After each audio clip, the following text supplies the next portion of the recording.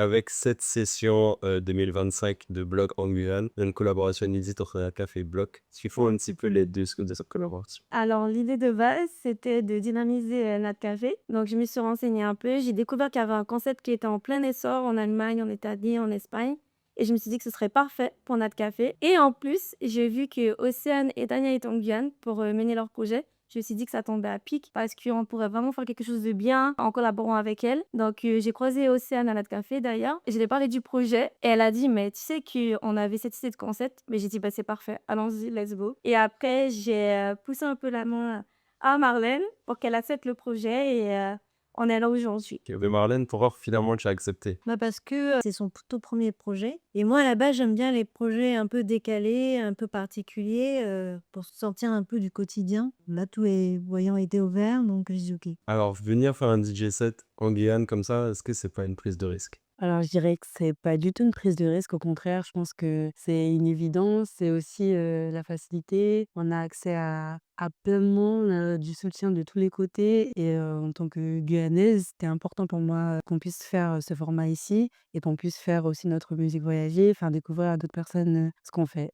Voilà. Alors, Tania la gueule. Ah, la Guyane, c'est top, hein. La Guyane, franchement, ça fait un bon moment qu'on est là. Moi, c'est ma première fois en Guyane et ça se passe très bien. On a la chance de travailler avec des créatifs ici qui sont top, avec qui on a déjà travaillé sur les précédentes saisons aussi. Parce que même, quand on est à Paris, même quand on est, partout, en fait, on fait toujours appel à nos prestataires de cœur et beaucoup d'entre eux sont guyanais. Le camp Maripa, sur lequel on a tourné notre saison 3, c'est un cadre, qui est assez inédit, qu'on ne retrouve pas ailleurs et on a passé un bon moment. Donc, pour moi, la Guyane, c'est top. Pour cet épisode spécial, ça se passe avec DJ Picsou, donc qui est un des 6 DJ qui était sur la saison 3 de Bloc en Guyane. Ça s'est tellement bien passé, ça s'est bien passé avec tous les DJ et lui, il se prête tellement au jeu qu'on s'est dit que c'était l'occasion de faire quelque chose de nouveau avec lui et il a tout de suite accepté et donc il prépare quelque chose de très cool avec une très bonne playlist pour samedi, donc il faut venir. Alors, un DJ set comme ça, à 10h30 en Guyane, ça, par contre, c'est joesque. Oui, c'est vrai, mais on voulait vraiment pousser le concept jusqu'au bout. Marlène a dit, on fait pas dans l'après-midi, on veut pas faire comme tout le monde. On voulait vraiment quelque chose qui soit hors du commun,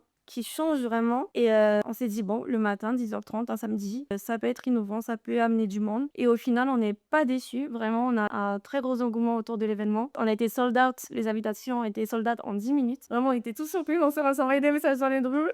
Incroyable, vraiment incroyable. C'est plus un challenge, qu'un risque pour nous. Ça nous a motivés, on s'est amusés quand même. Et en plus, on a été vraiment soutenus. Comme le disait Océane, la mairie de Montjoly a joué le jeu. Et nos partenaires Alodier Fred, Jump, 973 Street, vraiment incroyable. Ils ont cru en nous, ça nous a encore plus poussé en fait. C'est plus un challenge pour nous parce qu'en réalité, il y a d'autres types de profils et je pense qu'il y a une tranche, il y a une cible de personnes qui, n'aiment pas sortir le soir et qui auraient aimé avoir des, formats un peu en journée, un peu en matinée et je pense qu'on va leur faire plaisir à toutes ces personnes qui aiment ça, qui sont du matin, et comme disait Cécile, autant aller jusqu'au bout. Le thème, c'est le coffee shop, on est chez notre café, on est bien accueillis, il faut venir le matin, on prend nos petits cafés, on s'ambiance donc je pense que ça va être super cool. Ben, Kun, c'est parce que, ben, comme je disais, on aime bien faire des choses un peu décalées, un peu, hors du commun. Nous, ça fait, 1 an qu'on fait pas mal de jus, un peu, décalés et l'idée de la vanille potion est venue,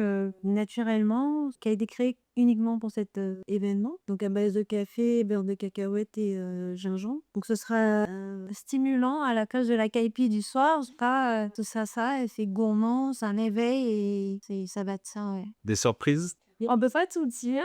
Il y aura des nouveautés, il y aura des choses qui vont surprendre, c'est sûr. Donc, il faudra venir pour voir. Et ce qui est important, c'est qu'il faut venir, mais il faut aussi suivre le dress code parce qu'il y aura une grosse campagne de communication qui sera faite et c'est important qu'on respecte tous la thématique. On remercie, nos partenaires qui nous accompagnent sur ce projet. On remercie aussi notre communauté qui, petit à petit, s'agrandit et on remercie toutes les personnes qui ont pris leur place et on espère les voir nombreux et passer un bon moment avec tout le monde. Rendez-vous. Samedi 23 août à 10h30 à notre café Montjoly.